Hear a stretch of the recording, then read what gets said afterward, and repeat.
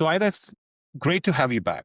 I know we talked about immigration, so many cool things before the new president. Now, our president is here, and I want to chat with you what's happening in the market. Technology is here. There are a lot of questions keep coming up about AI, how AI is being used by USCIS. I was doing some research. It's fascinating because when I read articles that how immigration government authority, they're using machine learning algorithm, and also now they started using AI. So I think there's a huge overlap between the humanity, technology, and the overall the concerns about AI. And I'm sure that you are also witnessing something as you are one of the experts in this space. So either what I want to accomplish, as you know, there are a lot of H1 visa holders, there are a lot of technologists, they are my audience.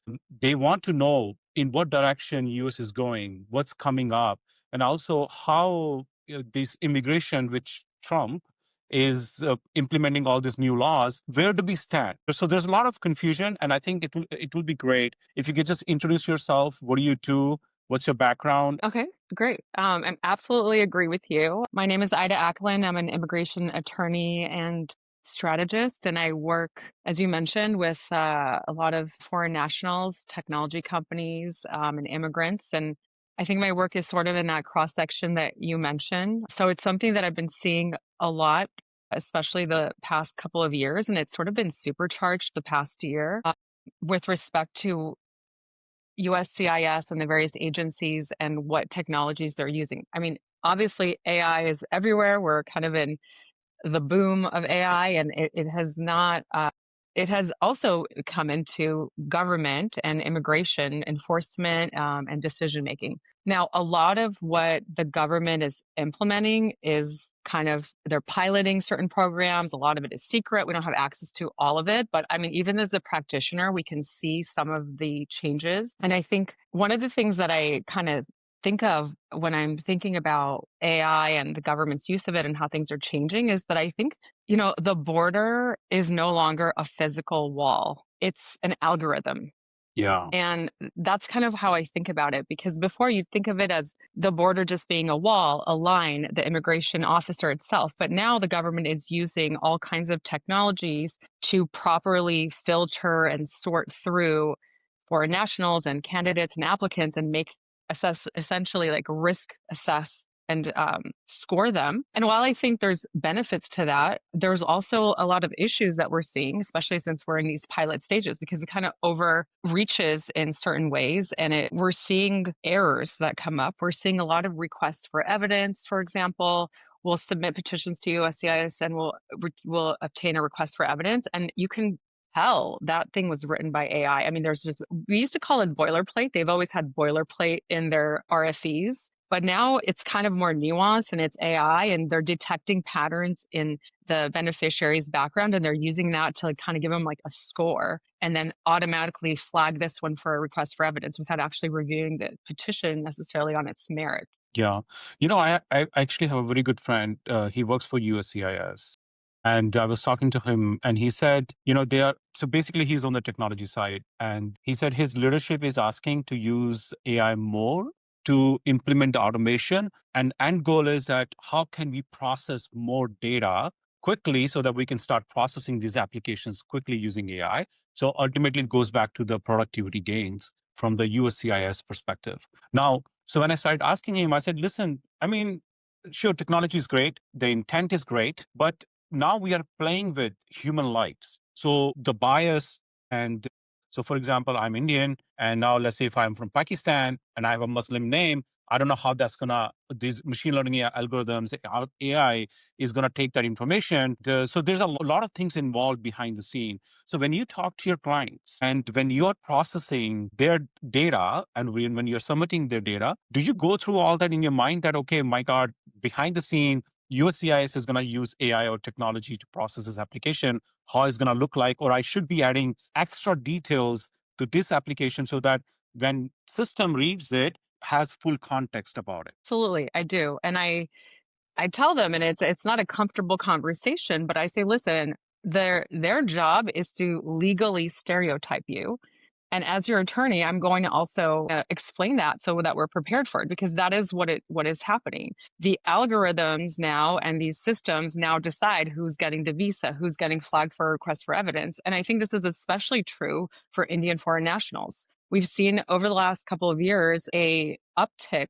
There's been an uptick in requests for evidence for Indian foreign nationals applying for EB1s and O1s, the Einstein visas, Hmm. or where if if the candidate is from India, I tell them, like, your chances of a request for evidence are higher because they're going to say, you are just a cog in a machine working at Amazon or working at big tech. How are you special? Like, why do you qualify for an EB1? And one of the reasons that's happened is because there was an influx of applicants after the layoffs a couple of years ago. There were so many layoffs in tech. Everyone started to think, you know what, I need to maybe figure out how to self-petition and self-sponsor. I should sponsor myself for a national interest waiver green card or an EB1 Einstein visa that doesn't require an employer. So there was an increase in Indian foreign national applicants applying for these visas, which got fed into their system. And then they now triggered extensive reviews of people from India. And it's just not fair to everyone because now they're just assuming if you have an Indian sounding name, you're going to be put in this bucket of not really qualified, just trying to get out of the H-1B, debacle that they're in. Similarly, I mean, during the first administration, I had a lot of clients from the Middle East and North Africa. And especially when you're working with Middle East, I'm like, well, I got to tell you, you're going to have extra questioning, additional quote unquote vetting because of you're being from a Muslim country. Hmm. So you have to prepare for that. So there is the system legally stereotypes you and then they feed it. But now what's kind of dangerous is they're feeding it into these programs that automatically are flagging the person and casting them into this bucket without, there's not a human in there like checking for these. At the end of the day, a human needs to go in there and understand the nuance between this person from Jordan and this person from Jordan, this Indian foreign national and this one. Like, not everyone is the same.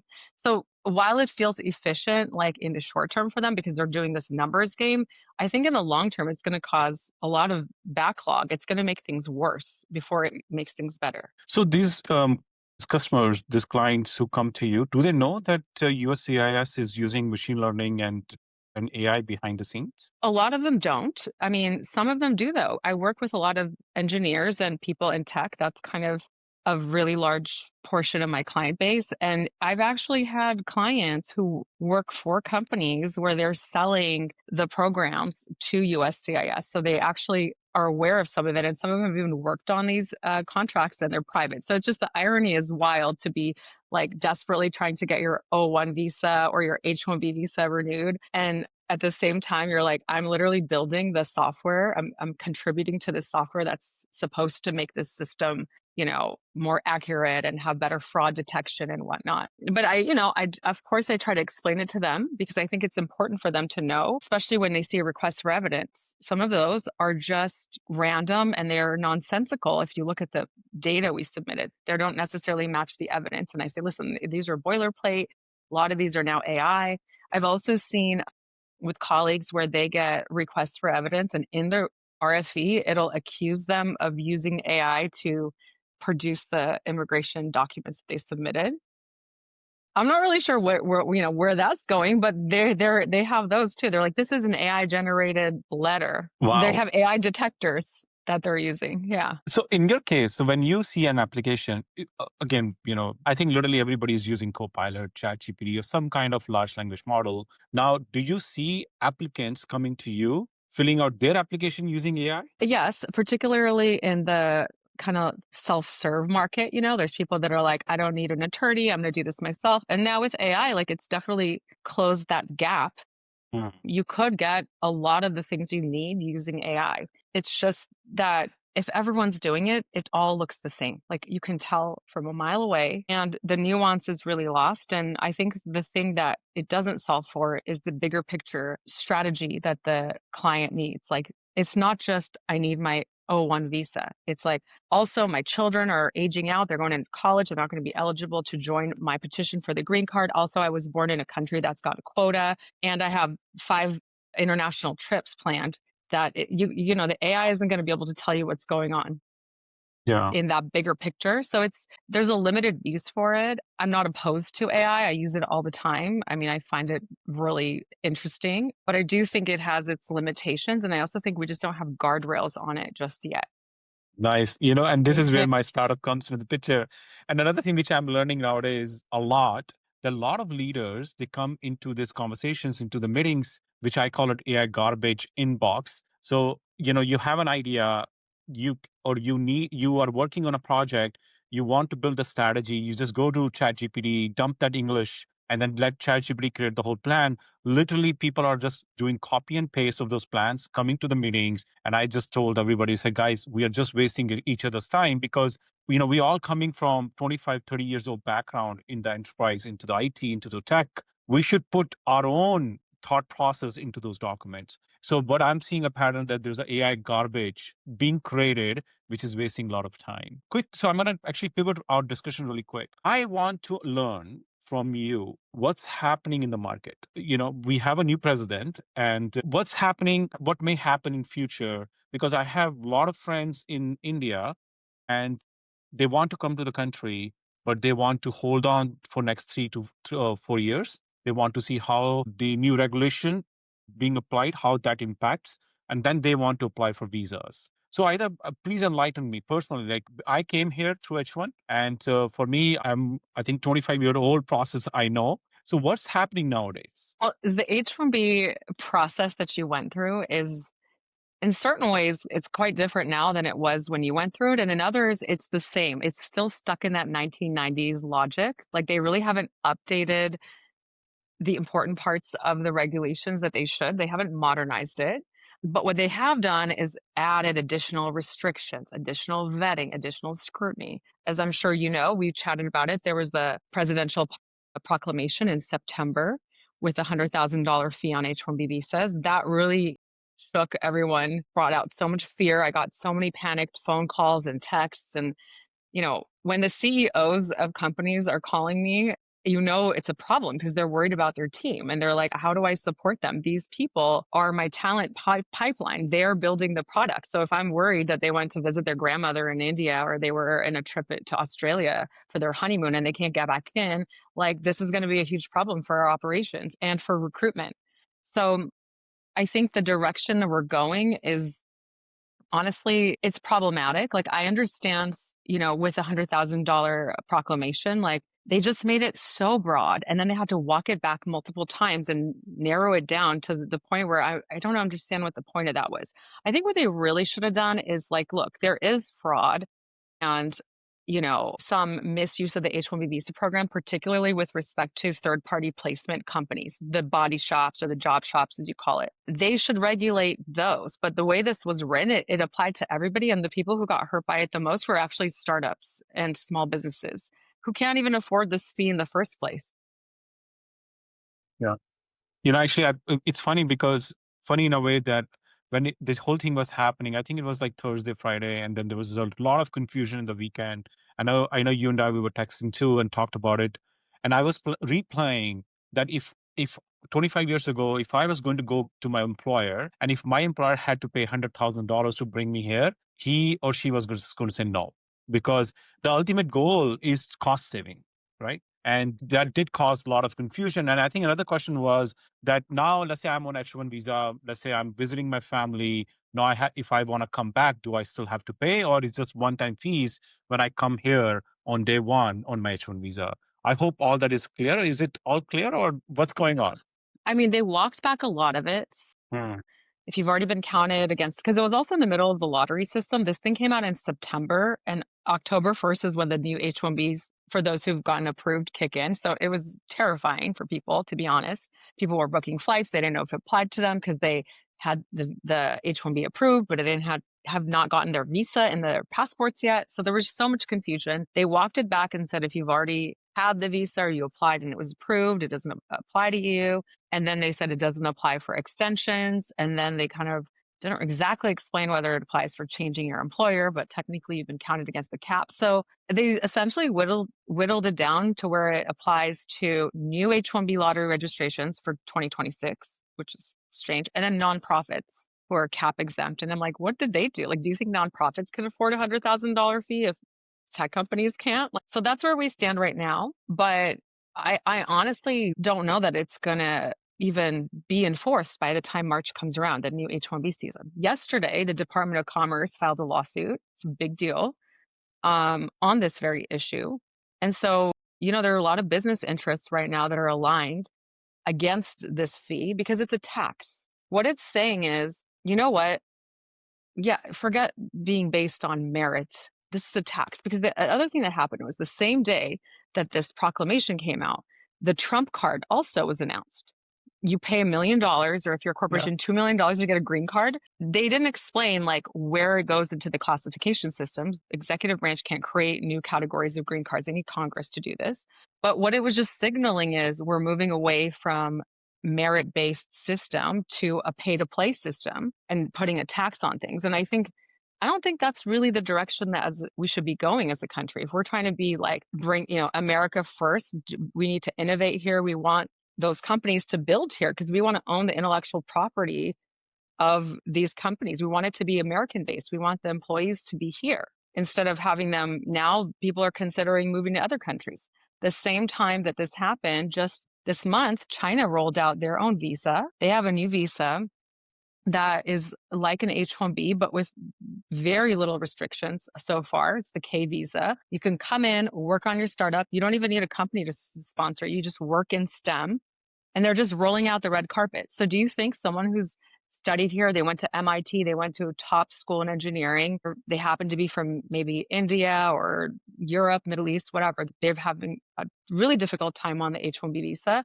Do you think they're going to stay here or they're going to go back home to their home country? Or maybe they're going to go to China because China is like, here you go, welcome, come build here. And Yeah. so I really think it like goes against the president's policy. If we're trying to compete with China and AI, like, I don't know that this was the way. Yeah.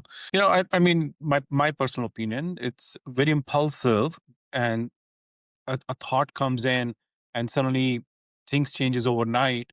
And I'm a huge fan of empathy. So I always wonder, if I'm in your shoes and if I have, 100 plus clients, and they're calling me next day and asking me the same question over and over, and you are also not clear because it's so new for you. It's like, somebody tweets and then you suddenly thinks about, oh, what just changed, right? So I want to actually, again, going back to empathy, let's say I apply for H1 visa, I get rejected. I want to know why. I want full transparency.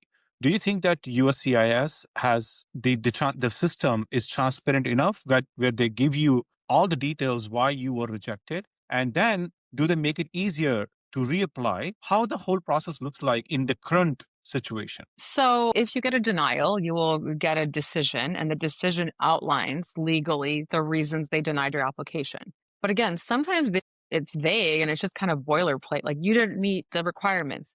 Your position isn't a specialty occupation. It's like, okay, well, tell me more. Why isn't it? How can it become one? Like, what do I need to know more about why? So they'll give you the general, bare minimum legal reasons for the denial. But what they won't tell you is things like, well, your petitioner is a small company and we kind of flagged that because it's a smaller company and we just had some suspicions about it. Your attorney maybe doesn't have a great track record and we feel like they always submit sketchy petitions. So we assumed yours was, so we kind of put it in this bucket. Those things you really don't know. Occasionally we'll submit Freedom of Information Act requests, like a FOIA request to get the file and see what they have, especially when there's like a border incident when they come with at CBP. But what happens is a lot of times a lot of it is just redacted. It's just blacked out for national security purposes. So you don't get a lot. It's like a file with just a bunch of blacked out, redacted boxes. So you get a little bit of information, but it's not really enough to know what is happening behind the scenes. And at the same time, what's interesting is when your case is approved, you also don't know why. You don't know like what criteria it was approved on, especially when we're submitting like EB1s and Os. There's a list of criteria. You need to hit 3 out of 10 to get accepted, right? To hit the bare minimum. But you don't know which 3 criteria or more they accepted. So sometimes we'll get approvals. Clients will be like, which ones did they accept? And I'm like, I honestly don't know. The only way I know is when there's a denial or an RFE, because then they'll say this one wasn't accepted. This one was accepted. But once it's approved, you don't know. So I can guess what it was, but I think that's a problem too, because it's hard to advise a client unless you've been doing this for years. I always tell my team, like, we learn from RFEs. That's the best Mhm. teaching tool. Denials and RFEs. Now, you don't want a lot of denials and RFEs, so it's like game. But even with amongst my colleagues, whenever someone has a really bad request for evidence or denial, we share it with each other because that's how we're learning what the patterns are.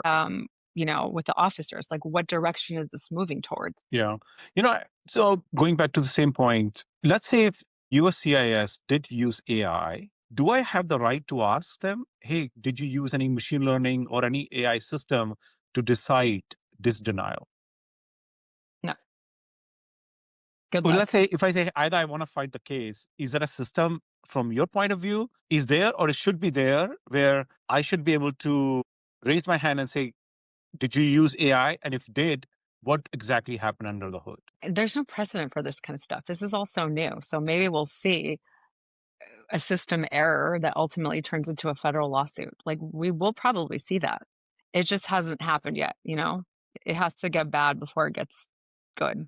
And So if you're a foreign national, listen, if you're an immigrant, you're here on your H1, you're just trying to stay here, man. You're just trying to be undercover. You're not trying to be like uh suing the federal government. Like I see some, I've seen denials where it's a great case. I'm like, we should sue the government respectfully. They're too scared. I don't want to do that. Like, I just want to stay here. Like, I'm not going to push it. I already tried to leave X country to come here for my American dream. Like, I'm not trying to be the renegade. People are scared to do things like that. It's only the bad cases that not only, but like oftentimes you get bad cases, people that have no other options. They're like, let's sue. And then unfortunately, that makes for bad case law for the rest of us because they didn't have good facts to begin with. Because you I can see. always refile. People are like, let's just refile. I'll just pay the fee. Let's just refile. I'm too scared. Look, I agree with you 100% because I still have that fear where I don't want to mess with the government or anybody because next thing you know, I mean, there's so many things they can do to an immigrant and you never know. So that's why I think people may not, but there are chances where people, if you have nothing to lose because you already denied, you have to leave the country, whatever the situation is. And I'm sure that somebody may end up filing a lawsuit and says, you know what, I actually want to know as part of my rights, the transparency, the fairness. I'm sure there's a Fairness Act somewhere in USCIS or the government. No, I want to know what exactly happened. I mean, I think maybe you're thinking about constitutional rights. We have constitutional rights, but Yeah, foreign yeah. nationals don't have full constitutional rights like citizens do. So it's not the same. And I think a lot of that, like what somewhere that's coming up right now is with social media and people expressing their opinions online. I've been on this kick for a while now. It's been a year that I've been telling clients, like, hey, if you have opinions, like, please keep them to yourself. And I hate that I'm saying that. I hate it. But it's just they're checking social media. Everything is fair game. And sometimes it's like you could just, you're just giving expressing your opinion about something. But if it could be interpreted in any way as incitement or whatever, these are subjective kind of standards, your visa's at risk. So you might as well just kind of Yeah. tighten it up and stop for a while because it is anxiety inducing. Yeah. So I know you have published a lot of good articles. There's a lot of good content on your LinkedIn. Wired, I think, published your article. Is that correct? Your article or Yeah, I your was interviewed in a couple of articles for Wired. One of them was about protesting safely during the protests, where I was like, I had a lot of challenging conversations with some clients who wanted to protest. It's their constitutional right. Or, I'm like, I hate saying don't express your First Amendment right, but also you really have to be careful to freedom of not get speech. swept up in it. Yeah, freedom of Yeah. speech. Yeah. Yeah. What's your advice as an immigrant? Do you should have freedom of speech or be careful? I mean, it's challenging, like, okay, I can see incitement, inciting violence, like those are problematic, right? You're not going to incite a riot. But also, these are subjective, and depending on who's in office, like this could be the bad guy today, and tomorrow that's the bad guy. So I think that's dangerous when you don't have a clear guideline of what is considered protected speech and what shouldn't be, especially with respect to visas and immigration. I don't want to tell people not to express themselves and exercise their constitutional rights, but also tourists don't have the same constitutional rights as US citizens. But we also have to think as a country, what direction are we trying to go in? Many people want to immigrate to the United States because of our values, because of our the belief that you are allowed to express yourself and have an opinion and still be an American and live together in peace and harmony with others. You know, someone who my family comes from Iran, like we left Iran to come here to have the freedom to express ourselves. But when things start to when censorship starts coming into the play again, you kind of get worried. You're like, what direction are we headed? You know, it's kind of Yeah. it's a slippery slope. Yeah. No, it actually, and again, a friend of mine said she uses her common sense. Yes, she's very pissed about what's happening in the world, but she does not want to get kicked out of the country. So she would rather be quiet and do nothing and then just go with the flow. But, in a one on one setting, in a group setting, you can always vent out what's happening in the country. So I want to change a little bit topics because I want to understand what's coming. Well, you know, again, I know it's very hard to predict the future, and people are outside of states. They are waiting to come in. They are rethinking who are here. They are rethinking whether they should be here, they should leave, go somewhere else. And I don't want to make it a more political discussion. It's more about like let's say I'm your client, and I want to understand: should I start preparing to leave the country next couple of years, few years because of the fear, or what's the future look like? I know, things going to change in next 3.5 years, 4 years. So if as a thought leader, if you have to predict the future, what would be your guess? Great. That's a great question. I think there's a couple things. Like one is for those already here, I'm already seeing changes in patterns and the uptick of cases that we're getting. I was just chatting with a friend about this. I've seen a really significant uptick in naturalization, citizenships. Mm. People who've had green cards for a long time, been permanent residents, and they were comfortable with it, are calling and they're like, I want to naturalize to become a US citizen because I want that security that they're not going to take this away from me. It's very hard to denaturalize someone. It's a lot harder to lose your citizenship than it is your green card.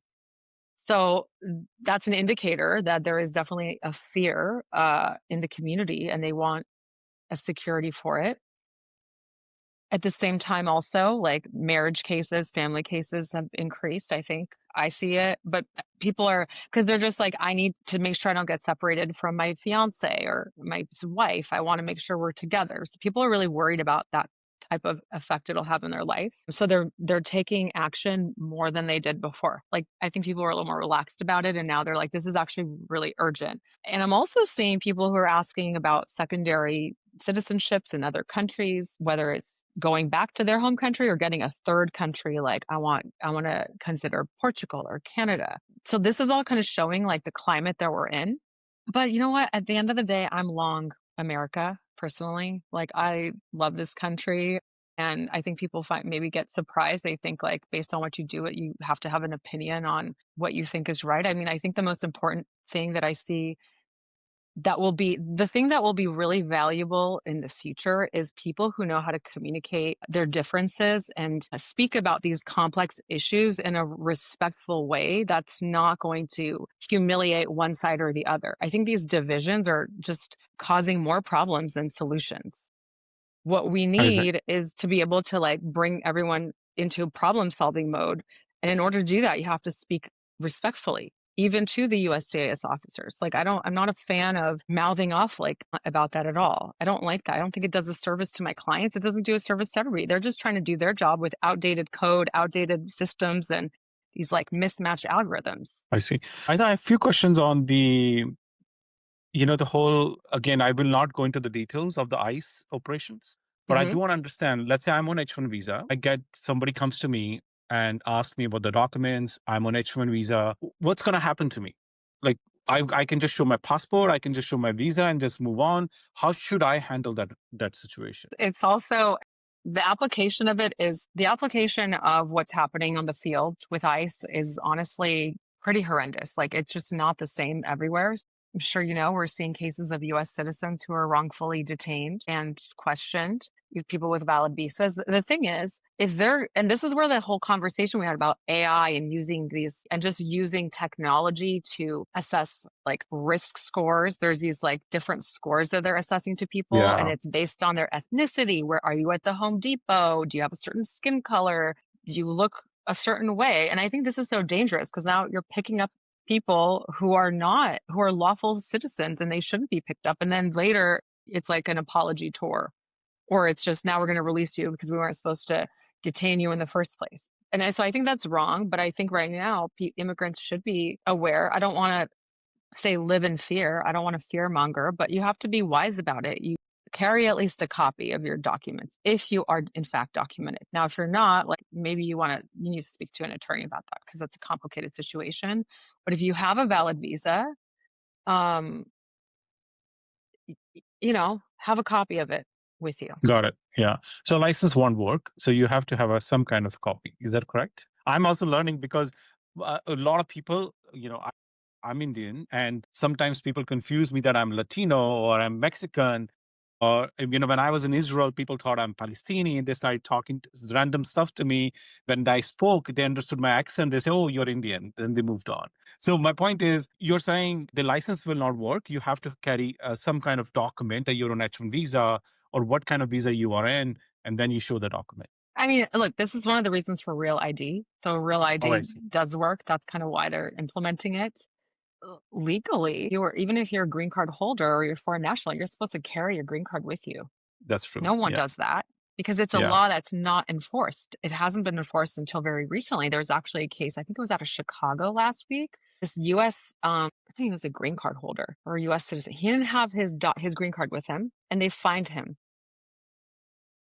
They find him? They fined him. Wow. They found him in the system, ultimately, let him go, but not without giving him a fine and a citation for not carrying his green card. Wow. So this is a law on the books that you're supposed to carry your green card with you at all times. Do I tell people to do it? No, because no one does it. I It has didn't do not it. been enforced. Yeah, it hasn't been enforced, but you should do it. And I don't like the fact that this is happening because this is definitely a slippery slope. Like what's next? Like how do they determine, like, do I have to have my passport with me? Because that's not a rule. I'm a US citizen, but maybe I look like I'm a LPR, like you were mentioning, in your case, like people mistake you for a foreign national. Yeah. And so they'll be like, where are your papers? So I think it's a slippery slope. And if you look at history, especially in this country, the times when we've done things like that was during Japanese internment. Of course, in Nazi Germany, they did that as Yeah. well. Like the show your papers stuff, like I don't like that. I think that's really dangerous. And so I don't think that's the answer either. Yeah. So, Aida, as part of the closing, if I ask you that what message do you want to share with USCIS or the policymakers using AI responsibility or fixing the system, things that you may want to see or you want to see changing in with full empathy for your clients and also full empathy for the government too, because they also want to make sure they're not bringing the wrong people to the country. What message would you share? Look, I believe in challenging systems without dehumanizing the people who work in them. So my place isn't to point fingers at USCIS workers or the government. Bureaucracy is bureaucracy, but it's made up of humans who are following rules. But I think if you are in that position, I'm sure they see inefficiencies and problems as well, and that they're in a really great position to work with people in the private sector and others to come up with better solutions on how to put some guardrails on whatever risk scoring is happening in the AI, and B, like remember the empathy and human approach behind these stories. If you think about the history of immigration or the purpose and way this country was formed, like you need to remember our history and what direction we want to go. And so it's hard when you're working your job and you have 12 minutes per file and you got to stamp through it. But of course you're affecting the lives of people. And I think a lot of officers do take that job very seriously. And we should also recognize that. Yeah. Yeah. It's amazing. You keep saying about the guardrails, AI guardrails. And I do want to set, I want to share something with you. The startup that I have, of course, I'm not promoting my startup, but the startup is all about AI trust. So, when we started the company, we started with governance and security. We focused on guardrails. We focused on the AI visibility, going back to the transparency conversation. But the problem that we saw or we learned from our customers, they said, dude, that's a day one problem, the guardrails, security, and governance. I said, so what's a day zero problem? Day zero problem is an accuracy problem. Going back to your point, that if you have enough context about these people in USCI system, they can make their AI can make accurate decisions and more AI will be used. So, for example, the example I give to my customers all the time. Let's say, Ida is my customer. Ida is expecting a number 123 from AI application, but she's seeing a number 321. Now she's going to come back to me, and she's going to say, "Dude, I'm not going to use this application because it's spitting out garbage." Right? Yeah. Because it's not accurate. The reason it's not accurate because there's not enough context about that data set that you're talking to. And I believe, as I'm sure, so based on my research, USCIS is in a very early stage of co-piloting or using large language models. Yeah. I hope that as they start implementing more AI into their systems, they are able to, or they can understand the AI accuracy problem on day zero, so that when the system is in place, the need of those guardrails and their trust minimize because accuracy is there, right? And I hope that they're considering all those things in advance. Either so, how do you feel? How do you feel about the future? How do I feel about the future? How do you feel about the future? I Tell me look, first. I feel great because crypto is doing great, and You always stock bring up market crypto when we chat. It always comes up at some point. It's funny, but I'm because happy for you. no, no. And the reason I bring up crypto, because if you look at going back to China, right? If you look at and going back to digital currencies, because the future is about all digital currencies. Eventually, whatever is going on in the market, in the economy right now, there is a need where you have alternate ways of doing business besides swiping out your credit cards and other things. And I strongly believe that few things needs to change when it comes to government, the way when it comes to the impulsiveness of making those decisions, Hmm. because my personal take is that overnight when something gets decided, and I always think about small businesses. Like, you have your own firm. Now let's say if I'm running my own firm and suddenly something happened last night because somebody tweeted about it, and now I have to worry about what should I do next to survive. So if we can figure out a way to fix those things, the what's this called unpredictability in the system, I think I will feel way, way better about the future. Hmm. Yeah. How about you? Are you feeling kind of concerned as it is now? Like, do you think the trajectory right now is a little bit alarming or 100%. I mean, exciting?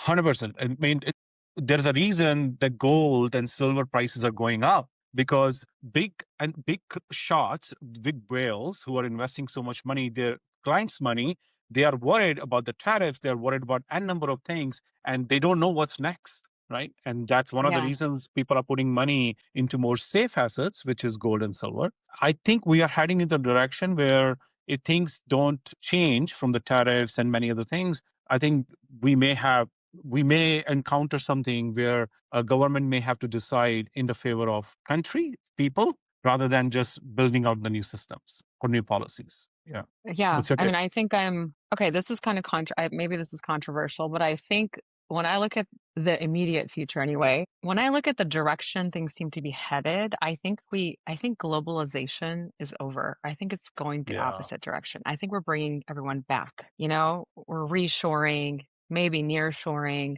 but like globalization was such a beautiful concept and it was like so cool when it was first happening and we're like we can work together anywhere, everyone, but I think right now, like the dynamics and power has shifted so much with technology, with the AI race. I mean, there's just so many factors going into the geopolitical climate, the economic climate, and stability and instability globally that I think it's like nations are almost like self isolating, or that's what I think is going to start happening. Is countries are going to be bringing things back and having a little bit more of a siloed approach, which is what it used to be like. My God, you And I don't, absolutely right. Yeah. Sorry, you absolutely read my mind, because I come from a strong data background, and I always tell my customers, do not create the silos of the data, because your data can get hacked and it's going to be hard to control. I'm so glad you mentioned that. And that's exactly what I think, subconsciously I was heading into the direction, that the way silo approach rather than being one global piece that we're working towards. So the silo approach is a little scary, because now we are fighting with each other from the technology point of view, and from overall how we are doing business. yeah, and it's hard, and I don't know what's better. Like, I don't know how it's gonna pan out, but I know that they didn't figure out a way to all we didn't figure out a way to work together, nation as a nation. So like this is kind of the way it's gonna have to be. And so I think that will definitely be a shift, and I think that's why the governments are also putting so much money into AI and the next wave of technologies that are coming, getting to AGI and all these things. Like, this is Yeah. why they care so much because you're like, we're in a new dimension of a race right now. Yeah. And then there's a parallel race of quantum computing in parallel. Yes. And I just like read way too much science fiction as a kid. And I think about it all the time. I'm like, these things are real. They're all coming I true. mean, they are real. Look what's happening right now, right? They are real. Yeah. Yeah. Well, I thought that was great. And as things changes, I would love to have you back on my show Oh, because and things are moving so fast. I'm sure next 2 months there will be a new law, and we will talk about it. yes. It's always a pleasure to chat with you, Niraj. Thank you so much for having me on. Thank you, Ida. Take care.